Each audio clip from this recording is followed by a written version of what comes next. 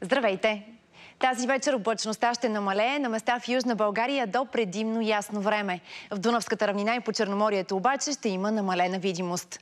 Утре денят ще започне с температури от -3 до +2 градуса. В София рано сутринта ще бъде около -3 градуса. В Дунавската равнина и на морето ще се задържи облачно и мъгливо. В останалата част от страната облачността ще бъде променлива. Ще духа слаб в източна България, умерен северозападен вятър, а максималните температури ще бъдат предимно между 1 и 6 градуса. В София след обед се очакват около 5 градуса.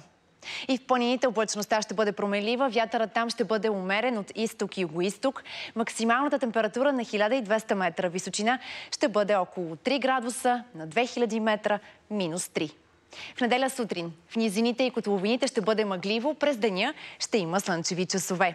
Сутрешните температури ще бъдат от -5 до 0 градуса, а дневните между 2 и 7 градуса. През новата седмица очакваме да се затопли. В понеделник ще има променлива облачност, вероятността за валежи е малка. Във вторник и сряда в равнинната част от страната отново ще има условия за мъгли и там дневните температури ще остават по-ниски. В планинските райони ще преобладава слънчево и по-топло време. В четвъртък температурите все още ще бъдат сравнително високи, но ще бъде облачно и ще има валежи. Ще вали предимно дъжд, в петък обаче ще застудее и очакваме на места дъждът да преминава в сняг. Такава е прогнозата. Сега започва лице в лице. Останете с Цветанка Ризова.